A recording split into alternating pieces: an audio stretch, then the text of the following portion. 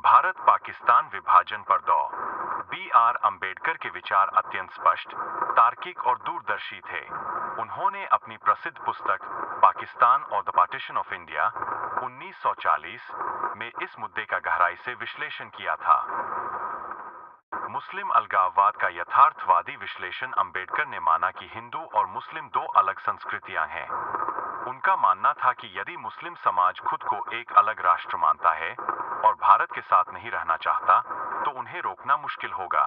उन्होंने तर्क दिया कि अस्वस्थ एकता की तुलना में शांतिपूर्ण विभाजन बेहतर है।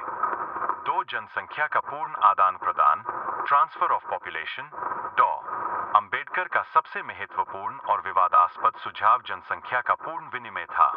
उनका तर्क था कि विभाजन केवल भूगोल का नहीं, अस्वस्थ एकता की तुलना में शांबल की लोगों का भी होना चाहिए। उन्होंने सुझाव दिया कि पाकिस्तान के सभी हिंदुओं को भारत आना चाहिए और भारत के सभी मुस्लिमों को पाकिस्तान जाना चाहिए।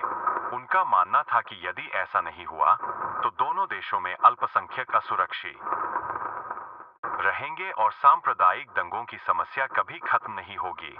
सुरक्षा का दृष्टिकोण अंबेडकर का मानना था कि एक संयुक्त भारत में सेना का एक बड़ा हिस्सा मुस्लिम बाहुल्य क्षेत्रों से आता था।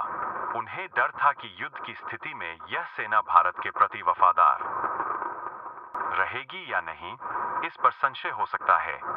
इसलिए रणनीतिक रूप से उन्होंने पाकिस्तान के निर्माण को भारत की आंतरिक सुरक्षा के लिए एक समाधान के रूप में देखा। संवैधानिक चिंताएं उनका विचार था कि यदि विभाजन नहीं हुआ, तो केंद्र सरकार कमजोर रहेगी क्योंकि उसे मुस्लिमों को खुश करने के लिए अत्यधिक रियायतें देनी पड़ेंगी, जिससे देश का प्रशासनिक ढांचा प्रभावित होगा। निष्कर्ष डॉ. अंबेडकर न तो विभाजन के कट्टर समर्थक थे और न ही अंध विरोधी। वे एक यथार्थवादी प्रैग्मैटिस्ट थे।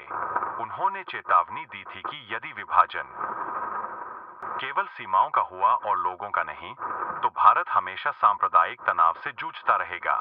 उनके अनुसार एक सजातीय होमोजीनियस राष्ट्र ही लोकतंत्र को सफलतापूर्वक चला सकता है। धन्यवाद। जय भीम, जय भारत। अगर यह वीडियो अच्छा लगे तो सब्सक्राइब करें, लाइक करें, फॉलो